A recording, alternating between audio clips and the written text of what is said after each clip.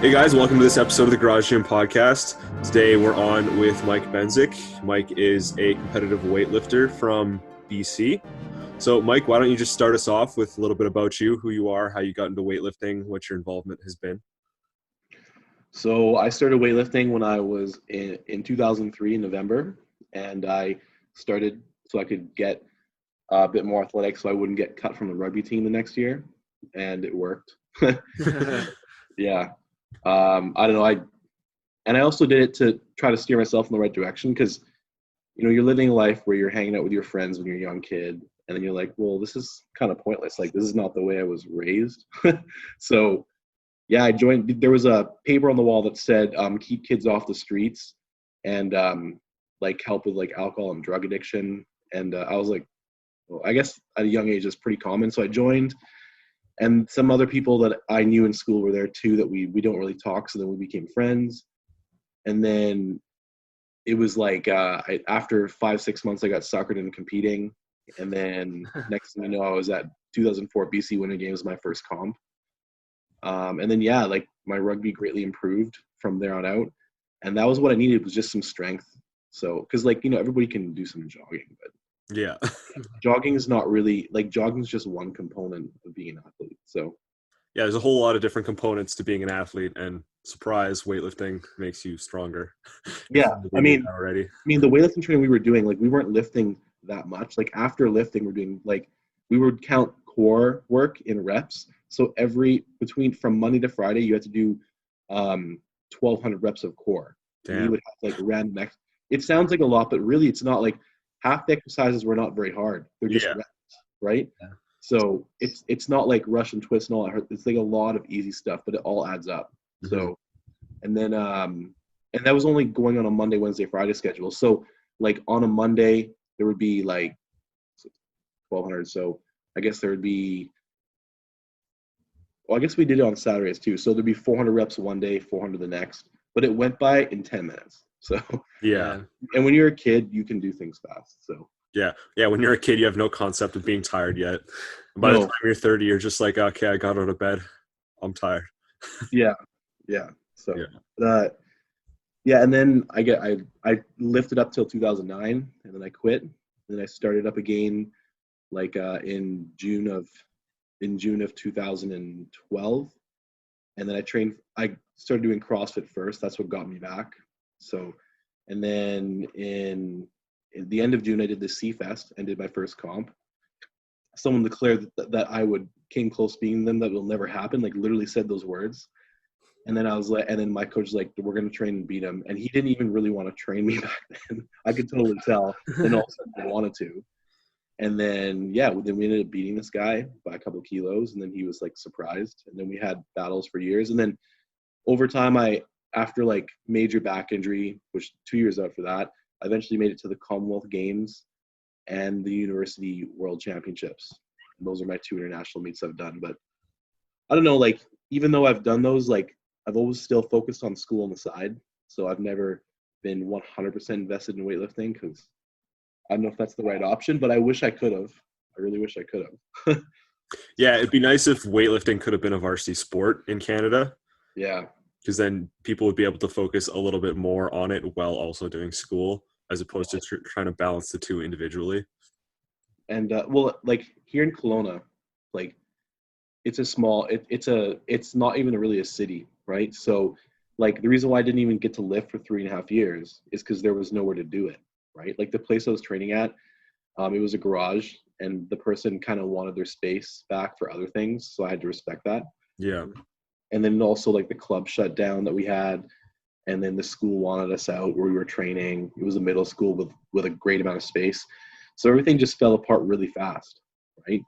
And then where do you do? Do you lift with crappy bars and steel plates? Do you lift outside? There was no coaching back then. I was coaching myself even for the last 2 years of my junior career. And then even when I came back, we trained in CrossFits, and it's all great. But, like, at some point you get tired of training at 7:30 at night till 10:30 or even 11 or, whatever you have to do. So having the Vikings lifting club for the last 4 years has been really good. But I've only had that for 4 years. So my whole junior career, we only got to train like 6 hours a week, and I still made it to the nationals on the podium each time. So you don't really have to train that much to get to the podium, but to get to the next level in a junior athlete, you have to have more access, right? So, and you got to play more sports too. Like I never just lifted. Yeah, so I don't know. Like I did the best I could. Yeah. So when you moved into Viking weightlifting there, how did you and Guy kind of approach training? Like, is there a special relationship you guys had, or how did you two kind of plan, like looking forward once you started getting to those international meets?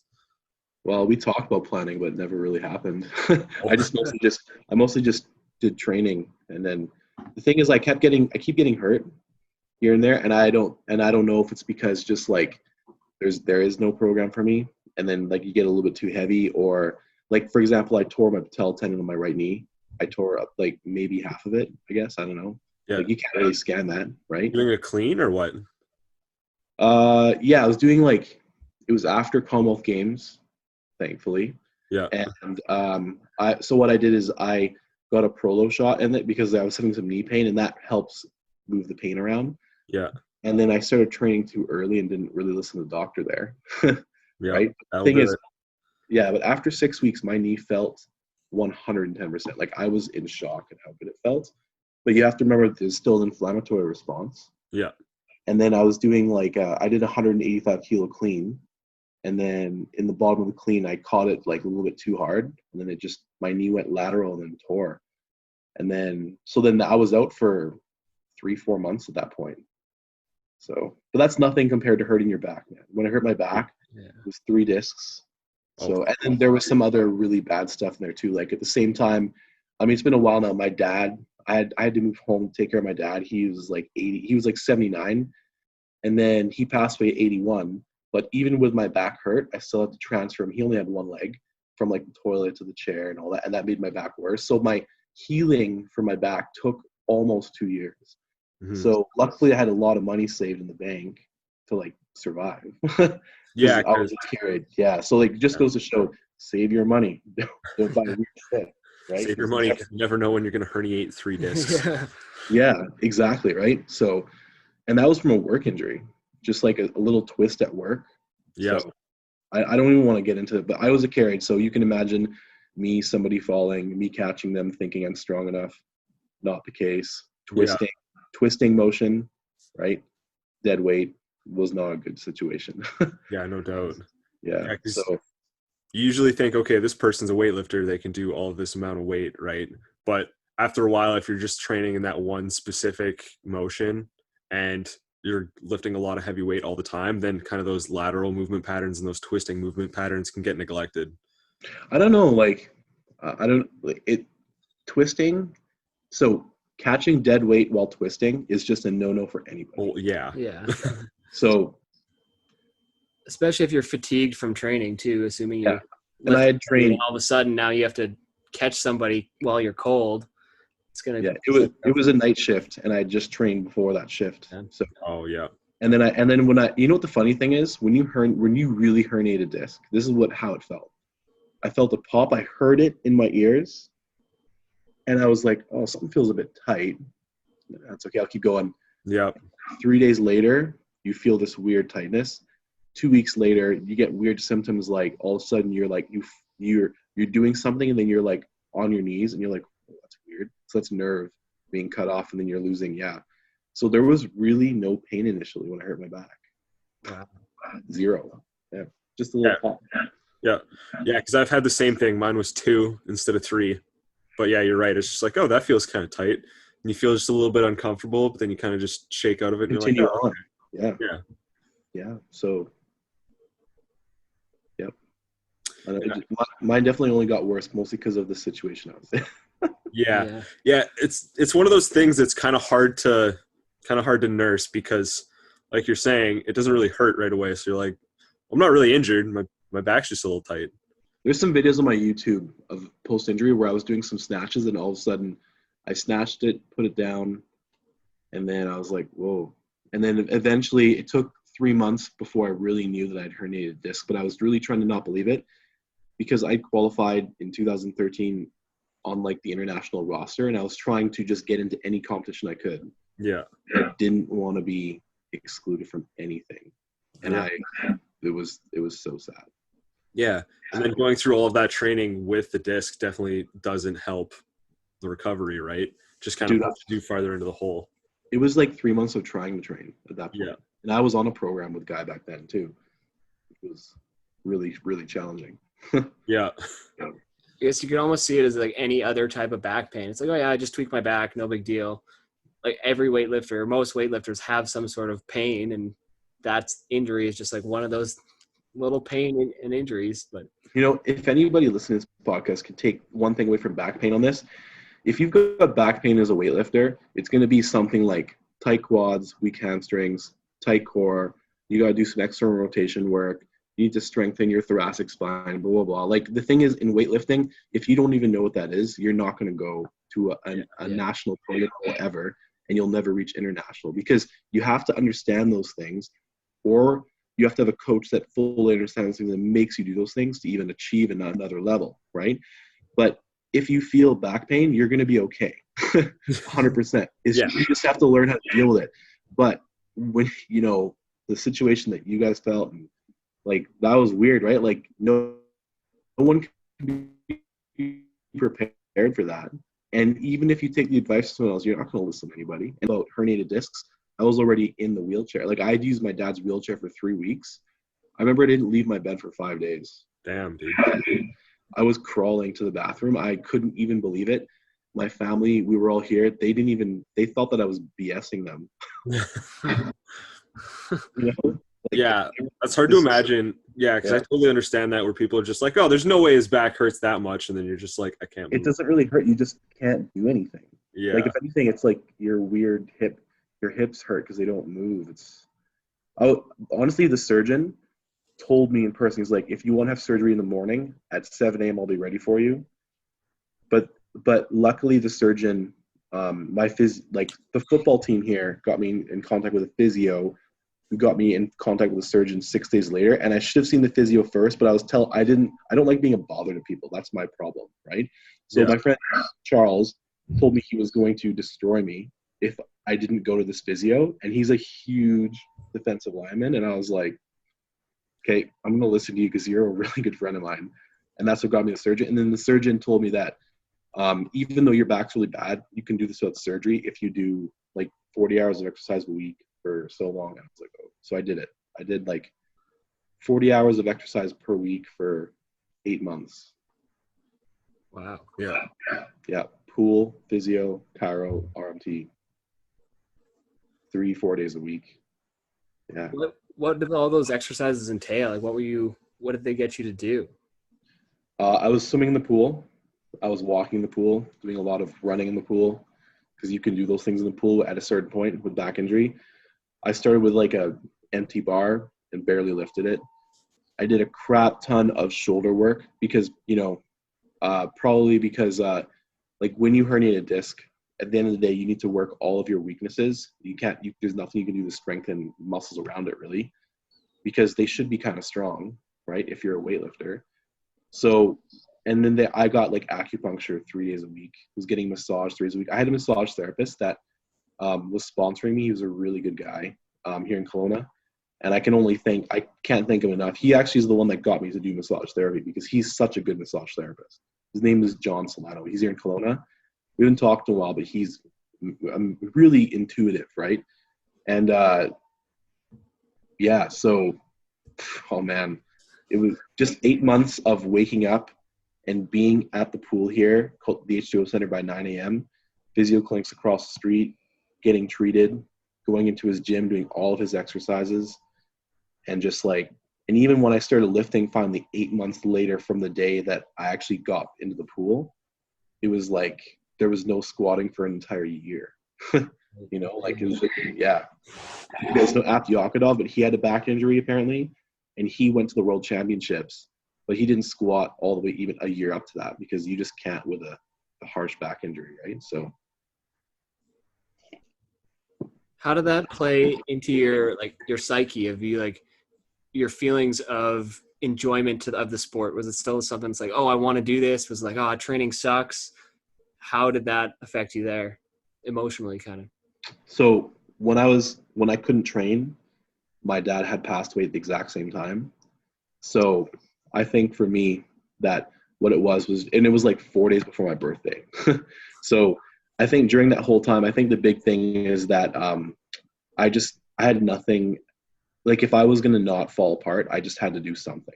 Right. So I needed and then secondly also all these people helping me were helping me because of previously I had attained a good level of weightlifting where it seemed worth it to help me. So I couldn't like let these people down too, right? So yeah, actually Shaw did a video. It's on YouTube somewhere of just like when I finally made it back to nationals a year later from. Geez, yeah, my first nationals back was 2015, I think. Yeah. And then, geez, I don't know. It's been a long time since I even thought about it. So, but, dude, I don't know.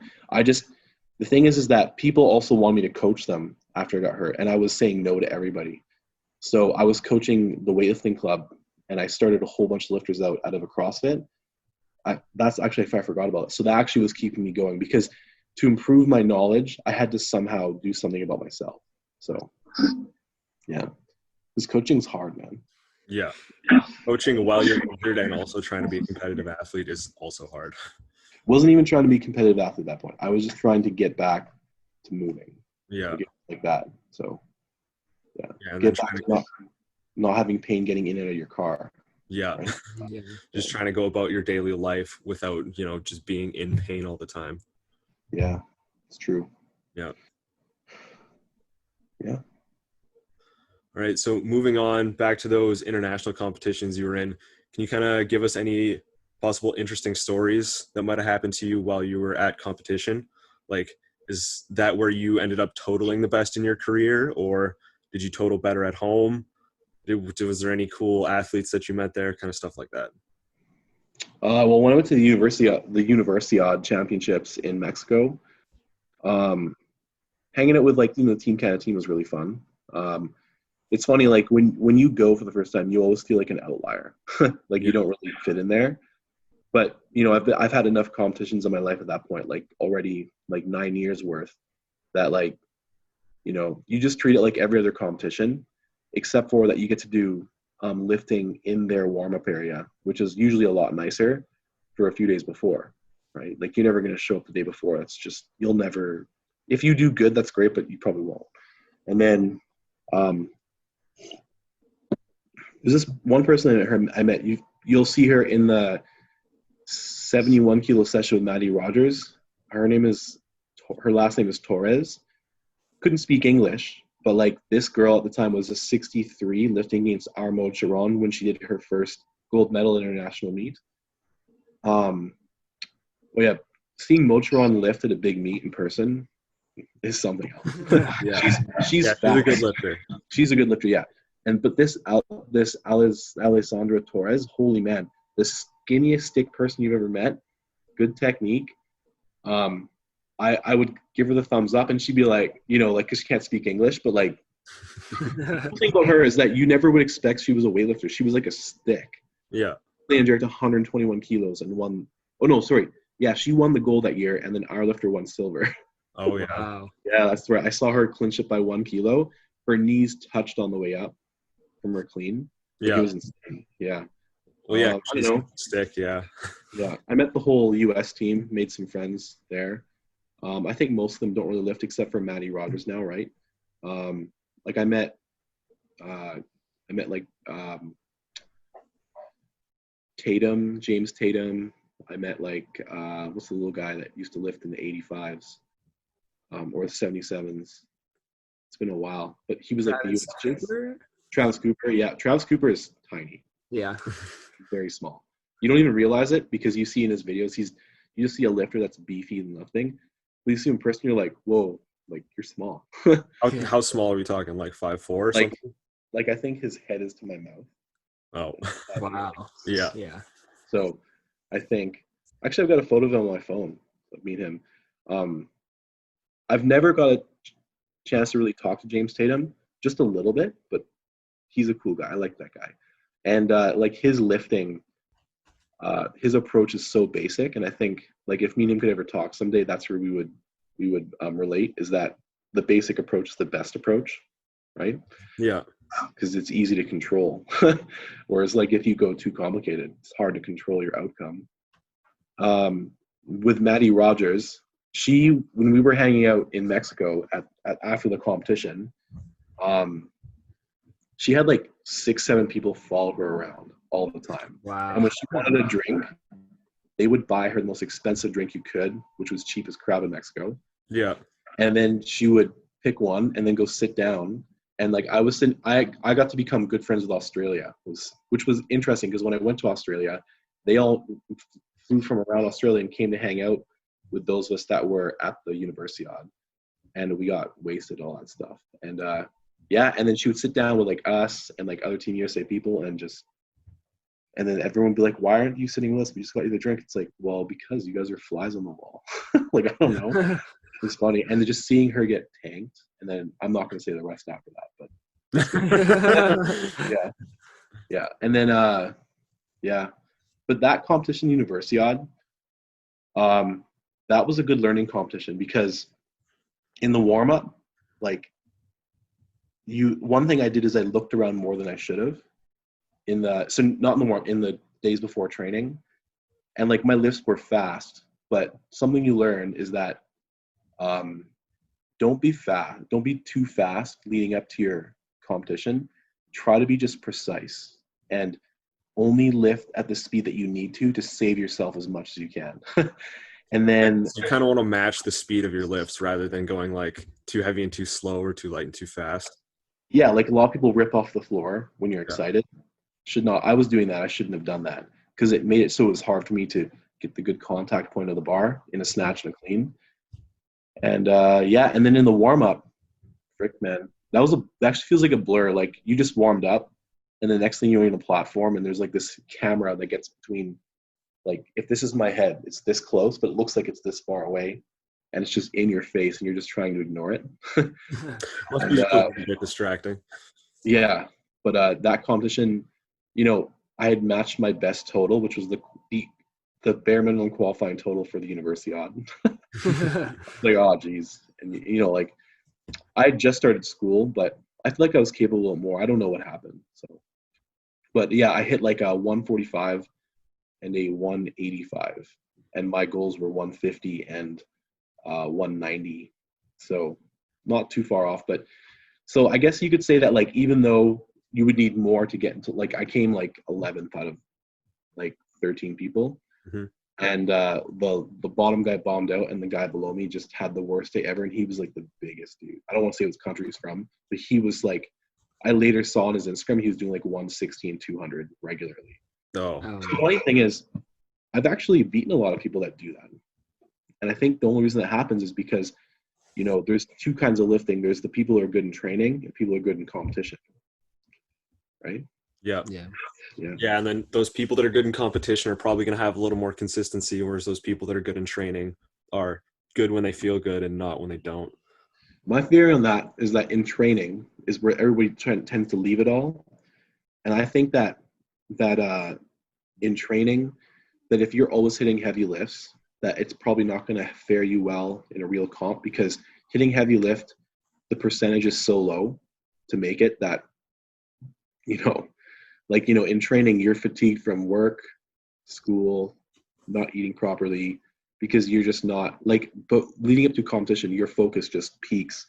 You work less, you eat more, you give a little bit more money for food, like everything just kind of adds up, right?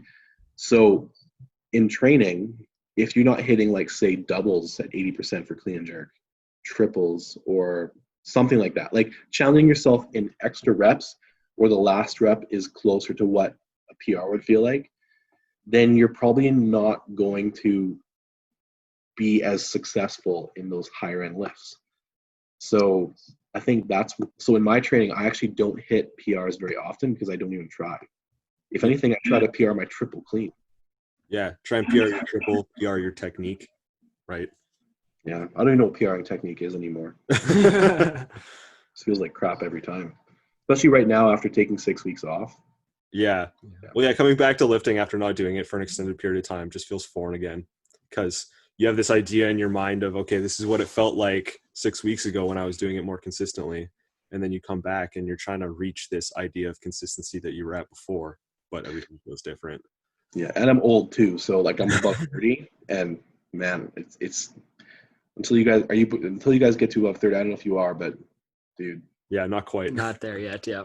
dude, it's different. Like you can train hard at your age, and you'll feel muscle pain, but it's different when like you can't feel your range of motion anymore, and like you feel like your elbows don't lock out like they would. Mm-hmm. Like the muscle pain I felt before was intense because I trained hard, but as you get older, you just can't train as hard. Yeah. So I can understand You're not even training as hard, and then it just hurts everything. Yeah, like you're stronger if you've been training in your 20s, but like I can see now that people would like to go towards taking PEDs, which I don't recommend. And like, yeah, like you just feel like you're like, oh, I just like, how do I get my youth back, right? Mm-hmm. Yeah, PEDs are kind of like that fountain of youth, because you can take them, you can train harder, train longer, not hurt as much, unless you get a catastrophic injury from taking PEDs. But you stay young longer, but you lose probably time in the end of your life for doing it. Yeah. So Like if athletes here in, I don't know which countries, but like let's say Brazil is a good one, could get like actual government paid massage, and like I've got a physio that helps me, and he's the best guy in the world, and I've got a naturopath that helps me, and he's the best guy in the world too. Massage is one of those weird things where like they say you don't need it, but like it helps because sometimes you just don't have the energy to take a lacrosse ball and put it all over your body, you know? Yeah. yeah. Because it might not help directly, but like if your cortisol levels are super elevated after training, and then you just have someone taking care of you and you're relaxing, right? It might just de-elevate that stress and then get you back to training at a regular level again. I just found that there's some things that like we know how to fix on ourselves, but we just don't want to because we're just like, I'm dead. Yeah. Yeah.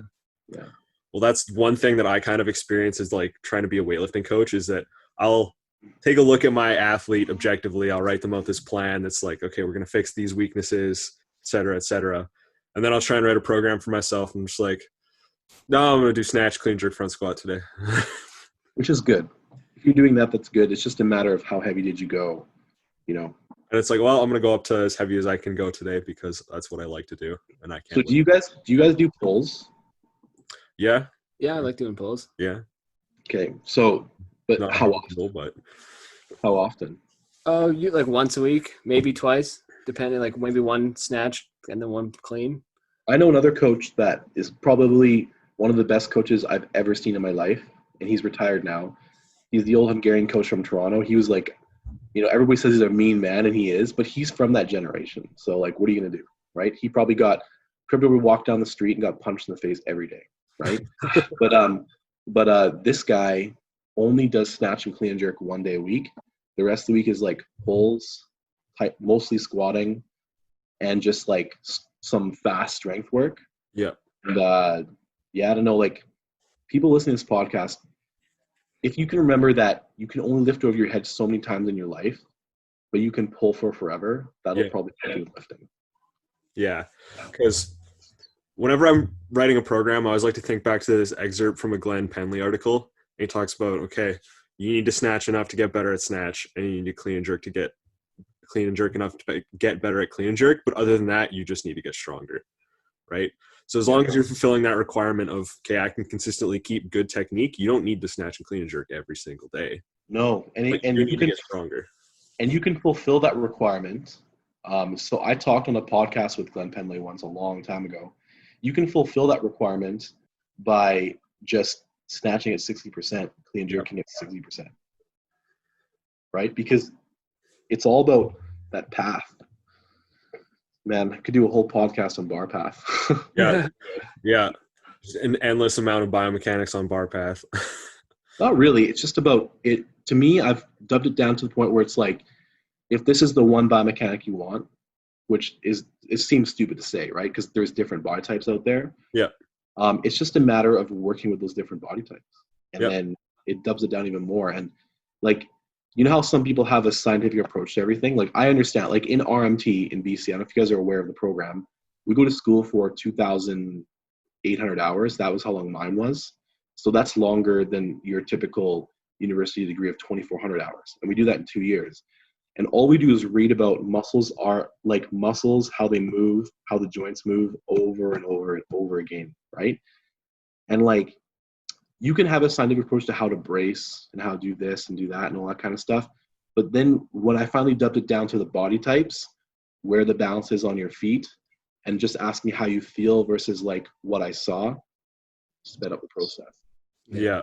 Yeah. Yeah, because the scientific principles are like a good place to use like guidelines for what you're talking about and what you're putting into practice. But yeah, at the end of the day, it's about, okay, how do I put this into practice instead of how do I shove this textbook into a person? Yeah. After one of my athletes does an exercise, I usually ask them, is like, how did that feel? Or what did you feel? So that way, like, they can give me some feedback, and based on whatever they feel, I can make the cues adjust the cues to them. And then they can tell me based on their body type, and we can go from there. It'll probably take you guys a couple years, but because if I feel like it took me like basically 10, but you need to ask people where's the weight on the feet and how did it feel pushing from there? Mm-hmm. Yeah. That'll be something to explore. Yeah, because then if you ask them, okay, where was your weight, and they're saying, okay, I'm pulling, but it's all from my heels, right? Then you can't lift because it's going to be all hip. There's going to be no leg. So, yeah. Okay. Yeah. Cool. So you guys want to hear about the Commonwealth Games? I'm guessing, right? That was my big one. Yep. Yeah, let's hear about that. Have you guys seen my Commonwealth Games video? I don't think so. I remember like watching it originally when you first posted it, but that's been a while. Yeah, I'm pretty sure I've seen it, but I have it unlisted. Maybe I'll send it to you and you can. Anyway, there's like good commentary in there. Like getting commentated is actually the funnest thing ever. Yeah. So, and like the Commonwealth Games, it's not like the biggest lifting comp in the world. I'd say it's the third, even though the Commonwealth Games is like the next before the Olympics. But in weight terms, no. It's the Pan Am Games. That's is one of the hardest competitions in the world. Like if you're a lifter there, dude, that's amazing, right? And then you got the World Championships, obviously, and the Olympics. But the Commonwealth Games just not up there because America's not in it anymore, and also there's only like 68 countries. But in terms of how the Commonwealth Games is run, holy! If anybody goes, and I don't care if it's in like shooting, bocce, or whatever, you can do whatever sport you want. Just go, try it, try to. It's the most amazing experience you'll ever have. Like all athletes walk down the street. Like I guess weightlifting was popular in Australia. So after I came 7th, yeah, which soon I heard got upgraded to 6th later on. People just thought that I was really funny watching me lift. Like they thought like I had like good showmanship. So I would walk down at Surfers Paradise, and like this police officer got a photo with me. Some kids wanted my autograph. The person I was staying with, they brought all their friends over so they could meet an athlete, and I just put on all my gear. Like it's an interesting thing. And everywhere you go, everything's free. Everybody's like so nice to you, and yeah, it's like nothing I've experienced. I remember before leading up to Commonwealth Games was the hardest training I ever had in my life. I was sleeping. I found out 8 months in advance that I was going to qualify. That I qualified. 7 months in advance before I was sure I was going to go. Just before that, I had quit lifting for 5 months because in school I was in the hardest terms of RMT, and I just couldn't. So I would train like on Saturdays and maybe on Wednesdays if I needed some mental break, but it would be barely training. Yeah. I was done, right? And I thought for sure that I'm not going to do this until I'm done school, till I found out I qualified somehow because I had done an international meet in time. So I was just the next on the list, right? And that's how it feels to qualify for a big comp. There's someone better than you, but they don't meet the requirements, you're next. So it's up to you to make that decision, and you don't feel like you deserved it. But the thing is that you do, right? No matter how much you don't feel like you deserve it, you do. No matter how crappy you feel, even if you came third at nationals that year or whatever comp you're doing, you do. And like, I thought after doing the Commonwealth Games, I realized I put in the time and the effort, and I just happened to be the guy. And that's how weightlifting is, right? Because there's a ton of weightlifters in the world. So, but yeah, just, yeah, man, one heck of an experience. Like, there's a lot of stories there. Like, the team count team I went down with, they were the funnest. So, yeah, really positive team. Ryan Meidel, I roomed with him, Bodhi Sanovi, and Bodhi's dad. And Ryan and me, we were in the same room, so we talked a lot. So I don't talk to him. Ryan Idle talked a lot. He talks. Yeah. Okay. Yeah, like we need to meet him. We don't contact very much, but when I see him now, like we know we're friends. Like we're good because If you open him up, he talks a lot. Like he's super interesting. Okay. Yeah, he's really smart with computer stuff. He's an engineer. Yeah. He's really good with lifting technique. Like he trained himself, right? Yeah. He's got the weakest legs you've ever seen for a guy that can lift so much. Like it blows my mind. So if he hears us, like he's gonna laugh and be like, "It's true," because he could barely front squat his clean and jerk at the Commonwealth Games, and that was hilarious to watch. Yeah. The funny thing is, you got like my back squats was 300 kilos a month and a half before that, right? And I was squatting like 260 at the Commonwealth Games, and the two guys that won, like first and second, came up to me and were like, "Hey, are you gonna win?" And I was like, "No." Like I can just squat a lot. And they were like, "Hey," because we were worried. That was hilarious. So squatting, I guess, in weightlifting actually does mean a lot overseas. Yeah. So, but I guess with the school thing, I was training through. So it's no one really knows, but I would train not on Wednesdays, but I would train on Monday, on Friday, Saturday, Sunday if I had to, Monday, and maybe Tuesday. Wednesday and Thursday I couldn't really train. This is for like the six or 7 months leading up to Commonwealth Games because of tests.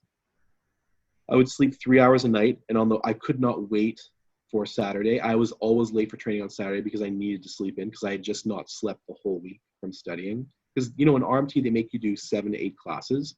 They're very easy classes, but that's a lot of tests and midterms, right? 3 months and papers and whatever, right? And my eating wasn't very good, but I had got married to my macros working with me. So Ben Borg, that guy is awesome. Everybody should try to work with him. He's a good motivator. He's very patient. And even though I didn't get the weight loss goals he was thinking, which is okay because I was in the plus class anyway, what he did for me was teach me about protein. And man, did I improve even though I was not sleeping or anything like that in ways that I can't explain because of what he taught me with nutrition. So if anybody ever wants to work with Ben and Kat, you'll be successful. It's just a matter of how good you are to work with them, right? But they know what they're doing. And Ben's a nice guy to talk to. But I can't, man, nutrition, huge when you're not sleeping. So I was buying all the organic chicken I could from this place down the road. But so I didn't sleep for like 6-7 months. It was the most miserable time of my life leading up to the Commonwealth Games.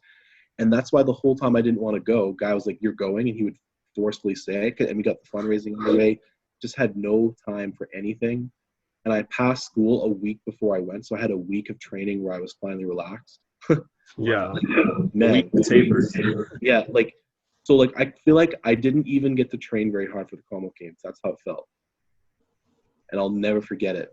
Yeah. And I think a lot of athletes go through that too, where they finally qualify for a big comp, but they don't train nearly as hard as they did 3-4 years ago, even though they're stronger now. It's a weird thing, but like there is no effing way with the way I was training that I deserve to go to that competition. So, and people just see my 200 clean and jerk and my 145 snatch. Like, oh, I'm like, no, man, you don't get it. Like, my training was horrible leading up to that. Yeah. Because there's no sleep, none. It's all on my Instagram. So you can compare the numbers to like what I was doing 3 years ago. They're the same.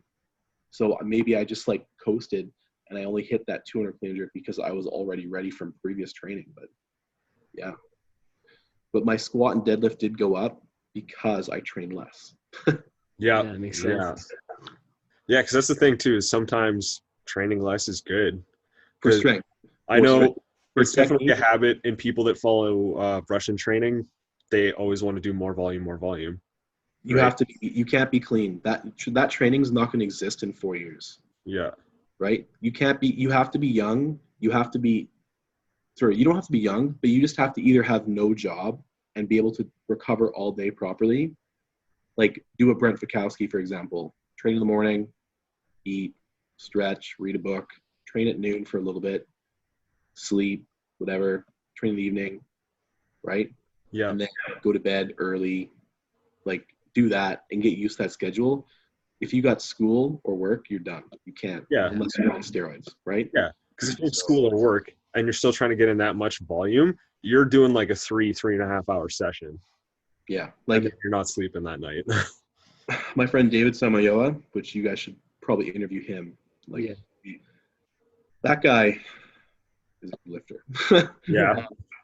Just for example, he did it where he just trained and didn't work and lived on the Canadian budget while on his savings too for a whole year. And even with training twice a day, he still couldn't do it. Yeah. Which means that the previous coaches out there, they all know who they are in Canada on these programs that worked in the past. Maybe they don't realize that because like you can't do it clean. And I mean, I'm not really the guy to say all that, but that's just what I think. Like for sure, like if you look at how the Stanavies train, they train like 4 days a week and they focus on rest. Yeah. And they just do like core stuff. Like look how good they are. Yeah. So whereas me, I overdid it for sure. Yeah. So, in my career, yeah. Yeah. And I'm 100% sure lots of athletes overdo it because they think, okay, I got to go to the gym. I got to train hard. I got to do better. Because if you look at these team sports like soccer or basketball or whatever, right, they can go to the gym or not go to the gym, but like they can go train their sport for multiple hours a day, every day, because it's not as taxing. But then you try and bring that over to weightlifting and it doesn't really work if you're doing that much volume. Yeah. Seeing older athletes at a high level in other sports at my physio clinic, 360, they go through similar things. It's just not the same overall fatigue with weight bearing. You know, like they have things like knee pain and ankle pain that are different, but very more apparent. So, yeah. Yeah. Kind of the approach I like to take with that is just, okay, start with the lowest volume that you can give the athlete and still have them get results. And then just watch how they're doing. If they stop improving, give them more volume. And that's the best way to do it unless they got some kind of an international goal, right? Yeah.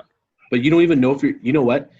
Even up to the first Universiade Games, I never even tried to think about international meets anyway. Just think about training and how to beat yourself every time. And then you won't get so frustrated. Yeah. It's like, if you're running a 100-meter dash, you can't be looking left or right. You just got to look forward. You got to look forward because it's all about you. Like for example, the Quinn guy in Nova Scotia, he cleaned 200 kilos for a triple the other day, or 210. 210 for a triple off the floor. Yeah, like yeah. I'm in the same class. What am I gonna do?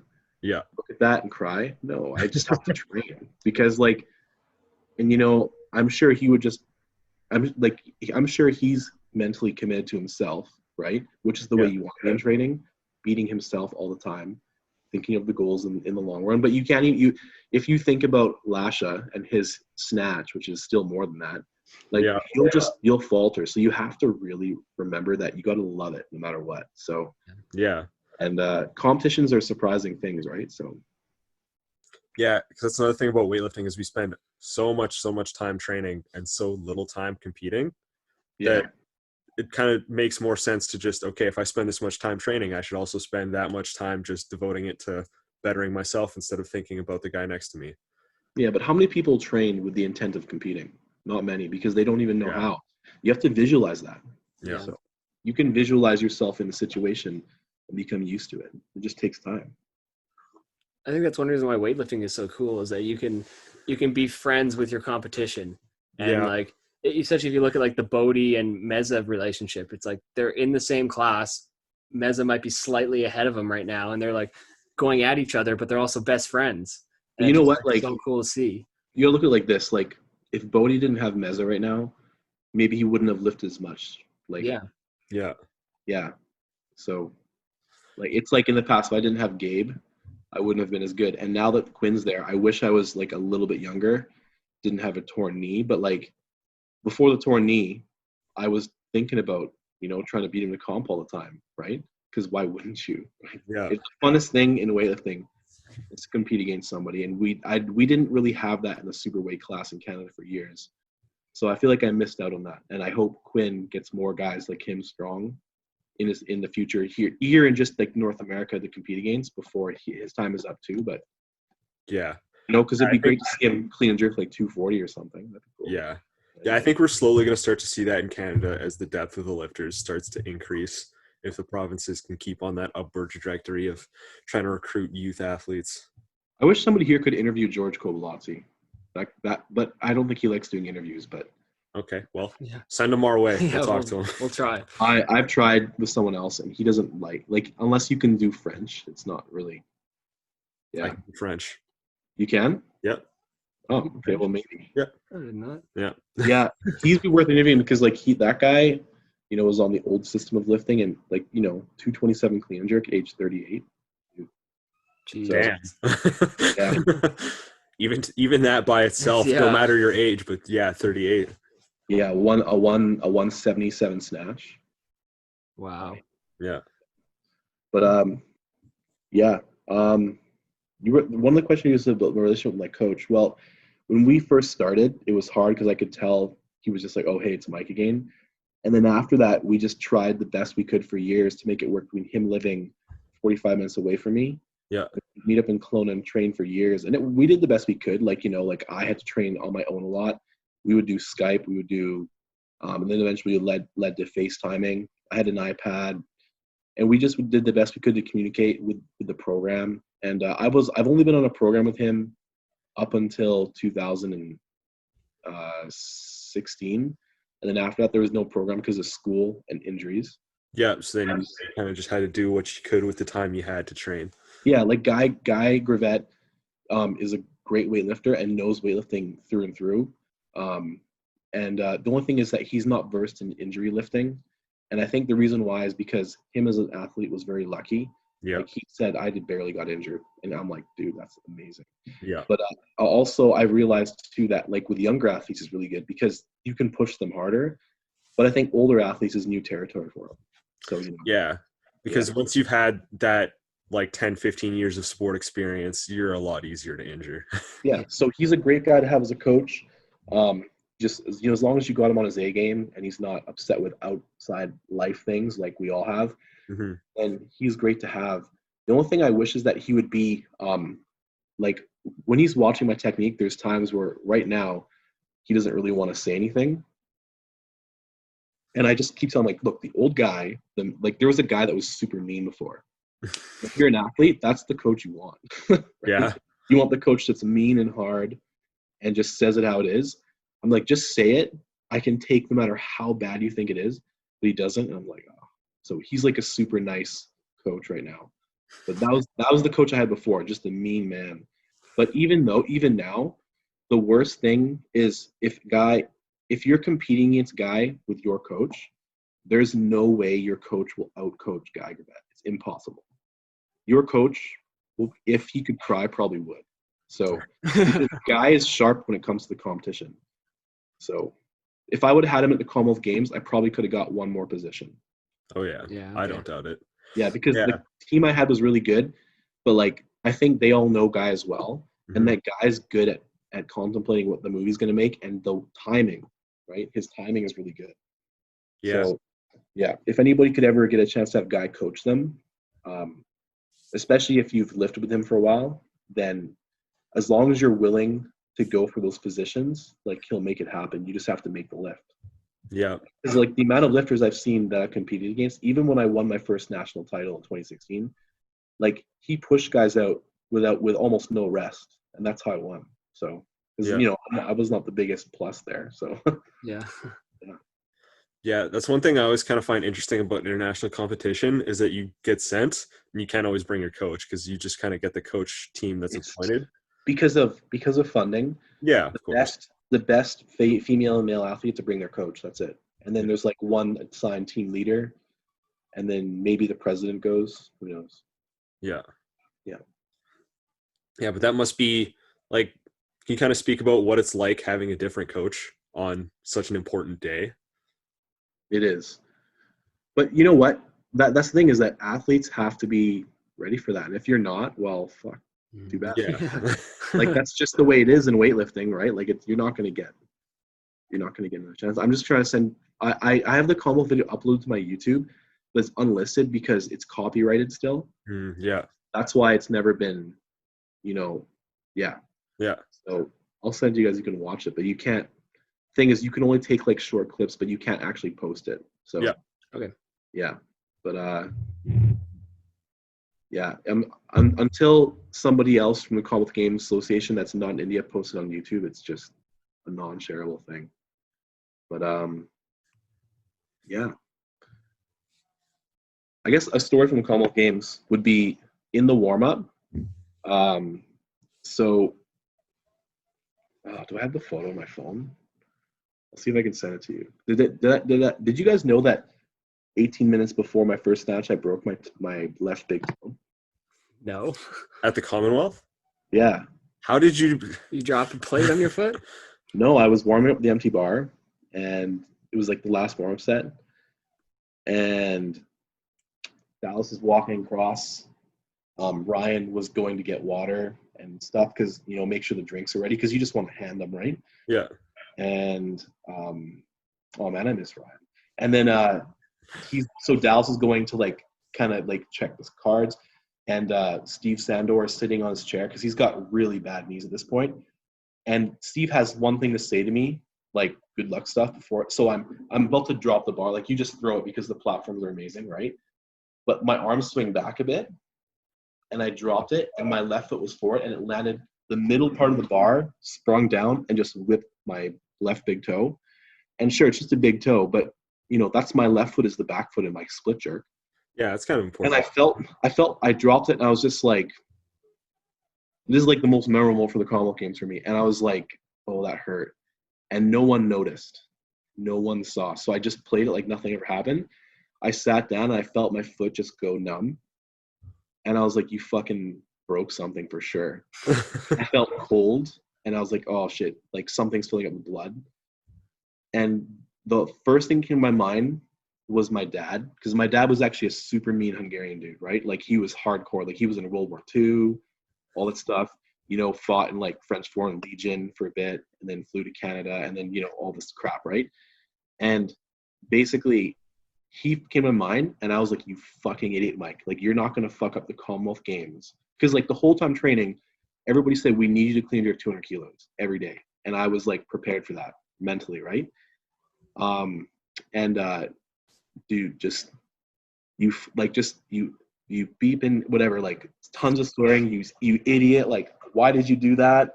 Like you should have, like, I don't know if it was just because the warm area was so huge, or like, everybody's there, and like you just don't hear anything. All you hear is just the bar in the air, right? You don't even hear the announcer, you hear nothing out there.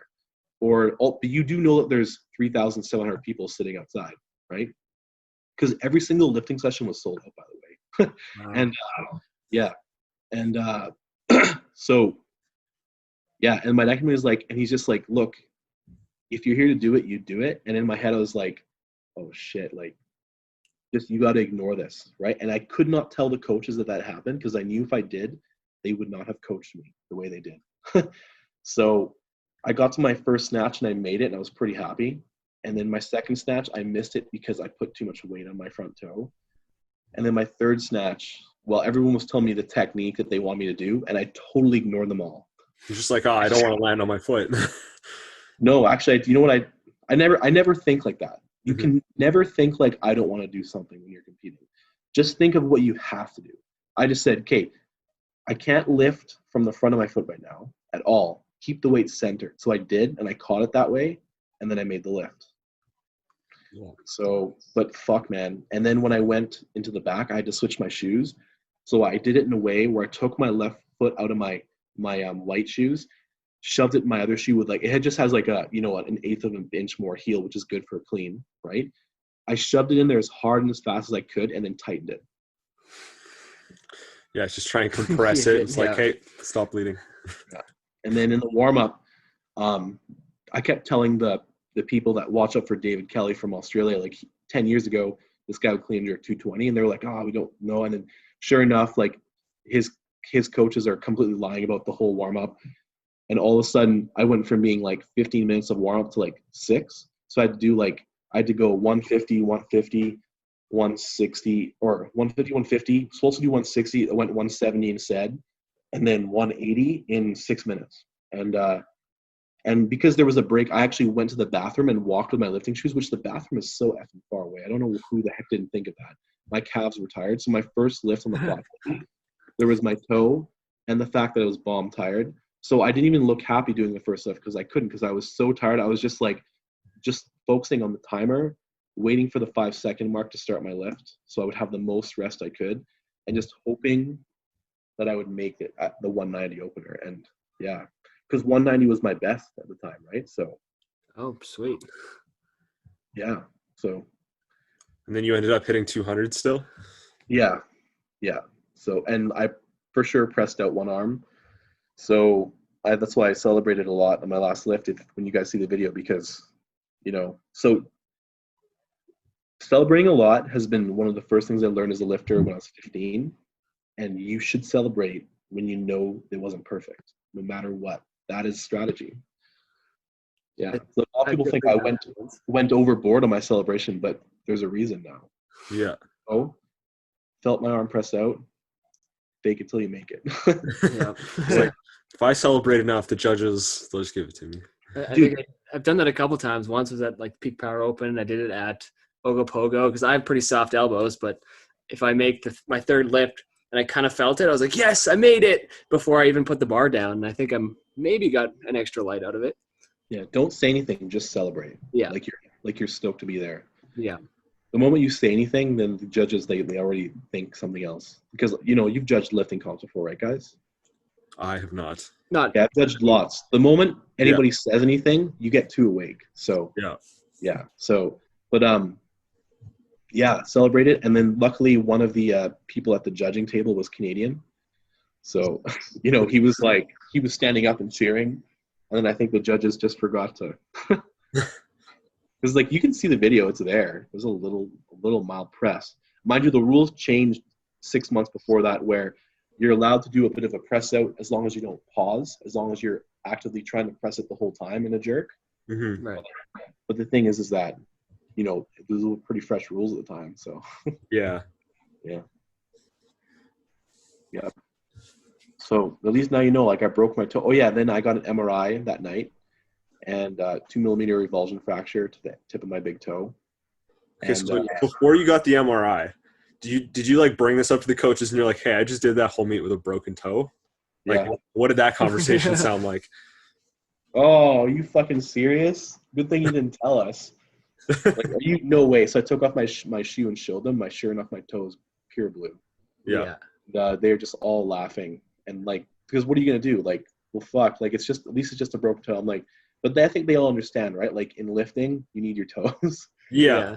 So, and then we got a photo after, and, Yvonne Darcy knows about it. He's always like, hey, at least he always makes fun of me for that. So, you guys know who Yvonne Darcy is, right? Yeah. Yeah, he's, one of the best coaches in Canada. He has, the strongest lifting team in the country right now, for sure. Yeah. The most lifters. And, so, dude, all of those lifts were with a busted toe. And Dan Gadd has a good point from BC. He's like, the moment you do an injury when you're lifting, there's an hour and a half period where you can still do it before it gets really bad. Yeah. Thankfully, it happened at the latest possible moment. Yeah, because if it happened the day before, you would have been wrecked. I couldn't walk the next day. I was limping everywhere. Yeah. I got drunk and took painkillers just so I could go have fun. Yeah. Ask Tally knows. She's like, Mike, you just can't walk anywhere, right? Tally, Andrienne, and we were lifting with Mary Ev Bushman Ado, and who's retired now, but she had a great career, right? She had 2 Olympics, I think. Yeah, I think she did. Yeah, and I just wanted to have fun, so I was like, fuck it. And then my calves were wrecked 2 days later from all the limping. So. I was basically all taped up on one foot and just one shoe, holding the other shoe in my hand, running on the beach with Bodie, middle of the night, sand. The next day I had to go back to the surgeon that was there. Yeah. Can you retape my foot? Because what he did is he took an MRI because it was fun to use the MRI machine, right? Because everybody gets unlimited MRIs. I got an MRI on my back, by the way. Wasn't looking so good, but doesn't matter, right? Yeah. So He like drilled a hole in it. Well, first he put a nerve block in there, anesthesia, and drilled a hole in it, and then squeezed all the blood out as hard as he could, like just like you're wringing out a towel. And I was watching a bit, and I had to look away because I was like, I can't look at this. Yeah. The blood was like squirting out, and then he just taped it up, and he just like, we just got to keep it from staying swollen. Yeah, dude. I wish I never dropped that bar on my toe, but at the same time, who knows if I would have been as focused if I didn't. So Yeah. True. because like I forgot about everything. Everything was forgotten about except for you effing idiot.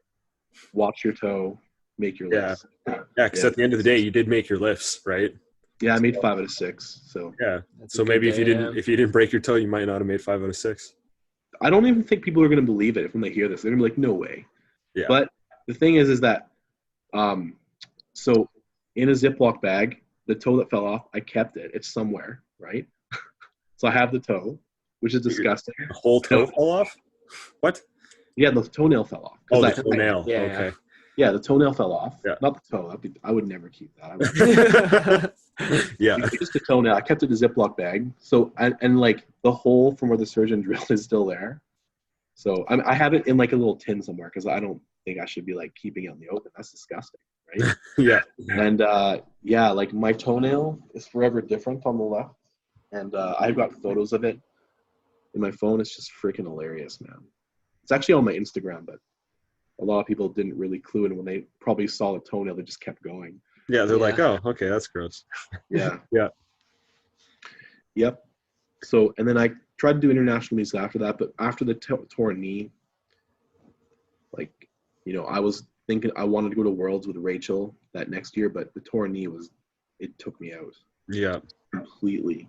Yeah, I mean, knees are kind of important for lifting. Yeah. Like, my only thing can be that, like, with the torn knee, how it really happened. Well, yeah, because I was stupid, right? If I probably could have gotten away with not having a prolo shot, but you you get those weird patella pains. Yeah. They're like high, strong pain. Like, I got the prolo shots after the torn knee, and it helped a lot, like a lot. Mm-hmm. And then I've even had a couple of PRP injections to help with the torn knee. And it's almost like my left knee, which is my good knee, is not as good as my right torn knee now, which is weird, right? Yeah. So the PRP worked for me. For some people, it doesn't. But just I don't know. I guess the moral of the story is when you're doing Olympic lifting, all you can do is the best you can do, and don't compare yourself to other people. Yeah. And probably the one thing that everyone says that I should do that I haven't done yet is go down a weight class. So yeah. I mean, I am 5'8", so yeah, I mean, it might end up helping your back or helping your knee. Who knows? Yeah, the knee probably. My back is actually good because in the last 6 weeks has been, but up until before that, 2 months ago, I always did pal off. What's it called when you hold the band out to the side? Yeah, pal off. Yeah, pal off. I always do some dead bugs. I've learned that strengthening your hamstrings is one way to help your back pain. And people, I for sure, a lot of people don't know that. And to do things like side planks, not just normal plank or a McGill plank.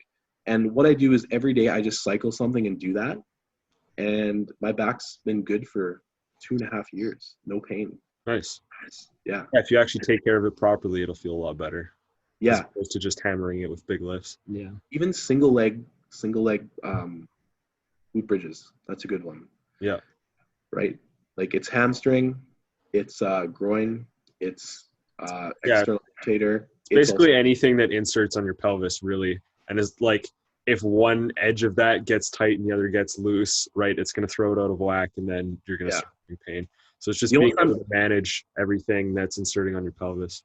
Yeah, like I haven't had a back issue. Like it's always something else. So, and then anytime my back starts to get tight, I just start putting those exercises in like pretty much as soon as I get home, or if I can at the gym. Yeah. The next day it's good. So nice. Yeah.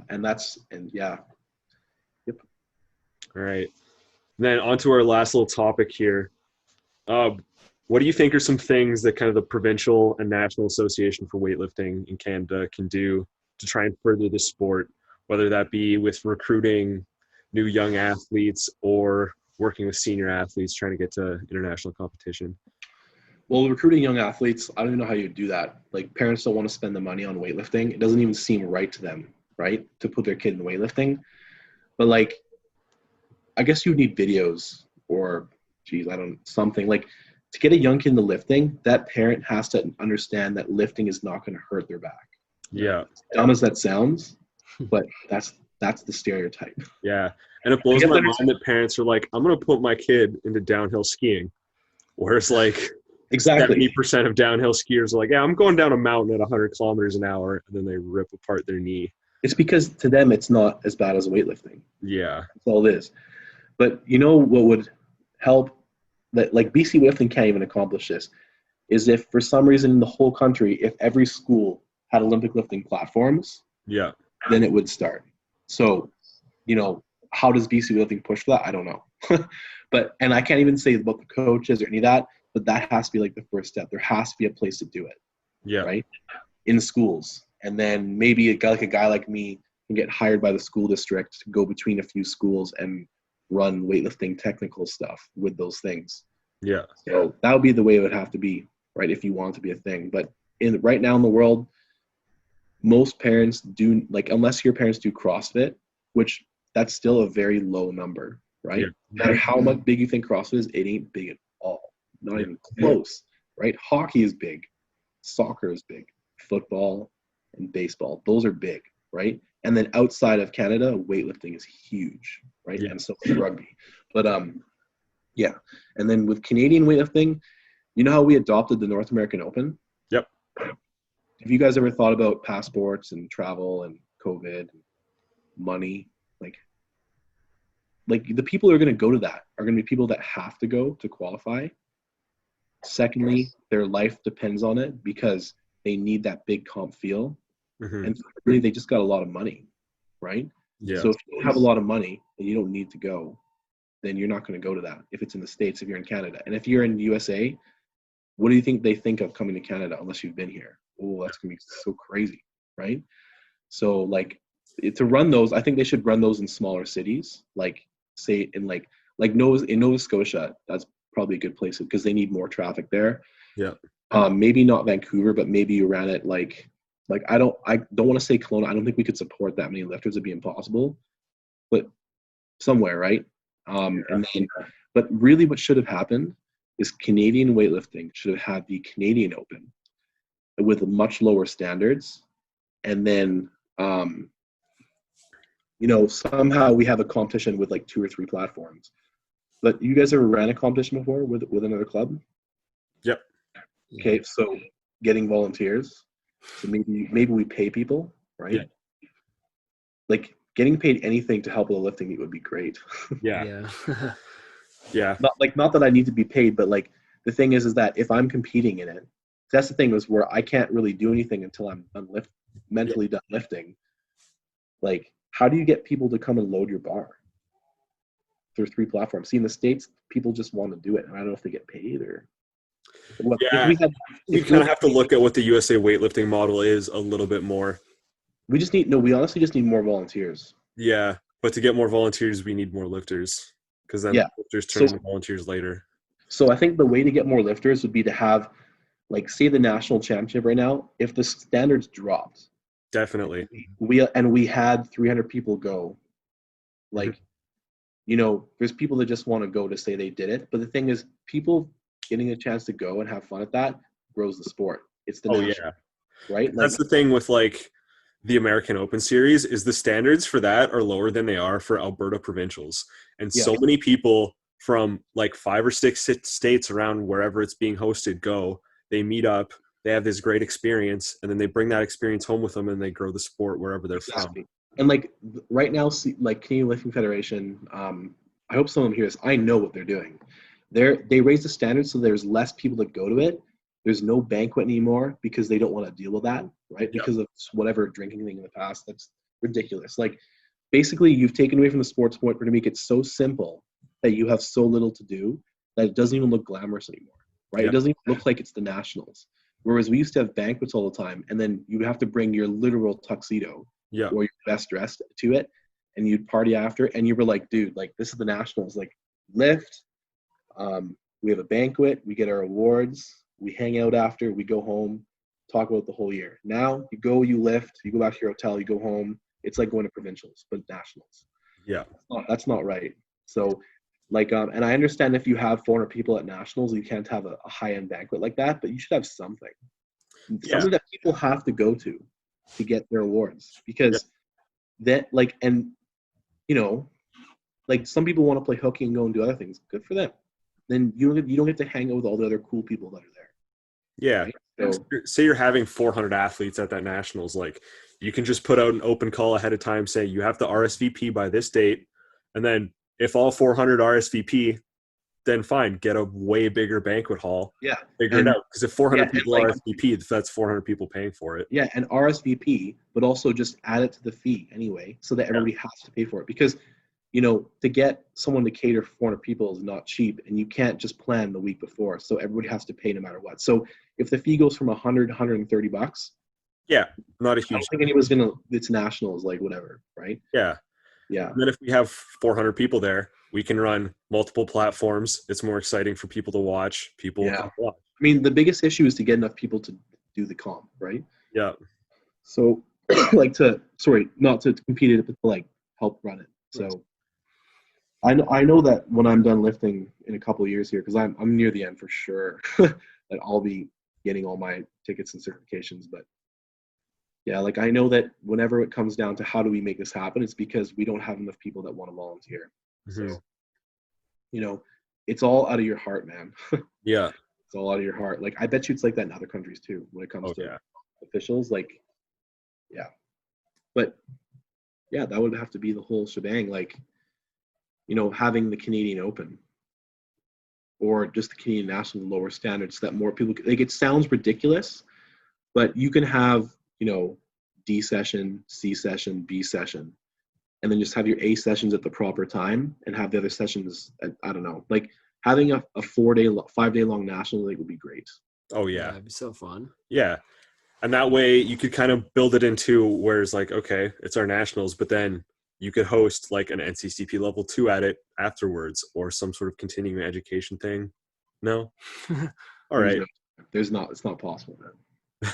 You could if you wanted, if you're nuts, but you would have to do it like right after. Yeah. Yeah. Well, I guess that makes sense. Yeah. Sorry. Yeah. That's what I mean. Yeah. Okay. Yeah. Yeah. Yeah. So if you have that many like that big of a gathering of all of the nation's top lifters and top coaches, like, why not get them all together and have them learn a little bit from each other for a day before they go home? Mm-hmm. So then they can bring that home and help spread things as well. Yeah, like, if we have a national meet where, like, for example, when we have nationals, like, we were gonna have the training hall set up early, I guess. Oh man, but like, whenever I go to nationals, there's nowhere to really train, which kind of sucks. So most ideal nationals would be like a gym where you can train at, so the gyms are all work together to let athletes train at a drop-in, plus the actual training hall with times. Like, I guess it seems like an international meet, but if you start having it in your own country, people will be excited. So yeah, because it's just like how American Open works, right? Is they have the training hall set up in like a giant casino hall or something, because that's how powerlifting nationals works right now. Is like in Calgary, they'll set up in like the Grey Eagle Casino, and they have this massive banquet hall there, and then they haul in a bunch of competition sets, a bunch of platforms. Every registered club has to bring in one set of equipment or something, or let it be lent out. And then that way there's a training hall for everyone to gather at beforehand. yeah, it'd be hard not to have like the nationals in Vancouver based on this kind of a setup, because in Kelowna, we could do it. Actually, no, the thing about Kelowna, about having nationals here, they don't have in Montreal. Montreal is the hardest place to compete at. Holy crap. Because the airport's so far away from everything. Yeah. In Kelowna, the airport is 5 minutes from the gym, and it was going to be 6 minutes from the venue. And Nice. it's 1 to 10 minutes away from every hotel. Yeah. And everything's a 30-minute walk. Like, that is the most ideal national setup in the world. That's Kelowna.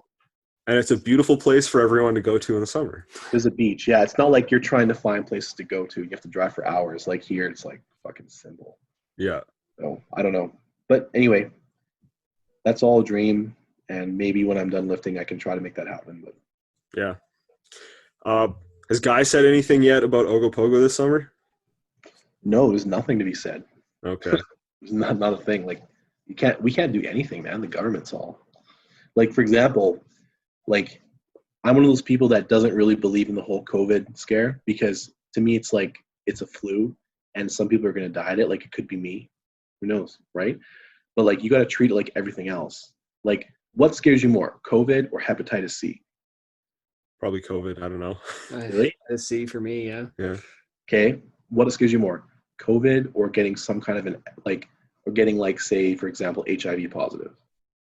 HIV positive. Probably COVID.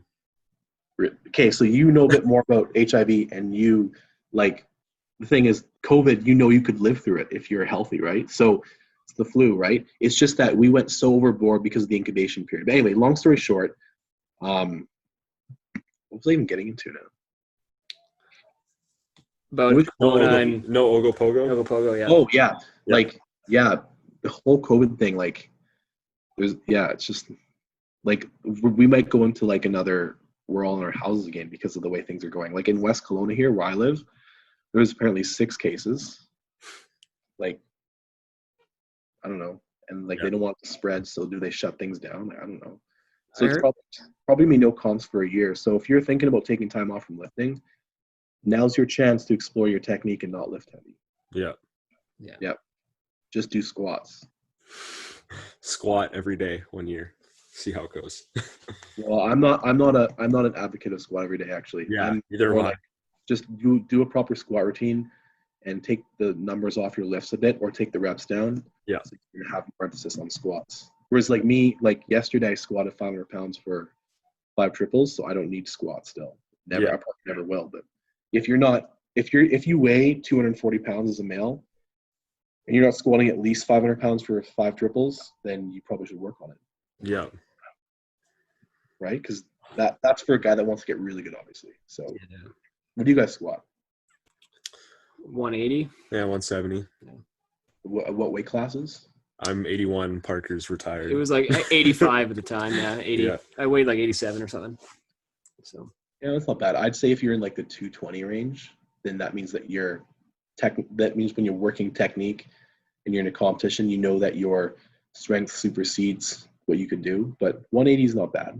180 is not bad. Honestly, it takes just, like, when I was 15, my coach told me to squat, never to bench. That's why my bench is literally 290 pounds right now. It's less than it was in high school by a lot. Yeah, because it's just that not important, right? Yeah. Exactly. Yeah. But hope I answered all your guys' questions. I know that was pretty long. That was like an hour and a half, eh? Yeah, just about. Yeah, it's pretty perfect, I'd say. Yeah. Covered a lot, so. Yeah, had some interesting stories in there and lots of good insight. Yeah. Yeah, I guess a lot of people want to know about Bodhi's sanity, right? Like, that's people. I mean, Bodhi is somewhat of an enigma because He's so strong, right? He's really yeah. All I can say is that Bodhi you can tell when you lift beside him that he's just really fast, and that's actually, to me, big international lifters that are going to go at a very high level, speed seems to be the thing. Yeah. Right. Obviously, there's strength, but we can all build strength. Yeah, building speed is a lot more difficult. Yeah, you can't even build it in most cases. You just have to be born with it. So yeah, Bodhi got that, and he knows it. Yeah. He knows it. So yeah. You guys will have a good day. That was a good interview. Yeah. Thanks for coming on. Thanks for talking to us, Mike. Yeah, and just for anybody listening, like, your best program is your lifts and your squats. Yep. Yeah, through and through. Yep. All right. Have a good one, Mike. We'll talk to you again soon. Thanks for listening, guys. Bye. See ya.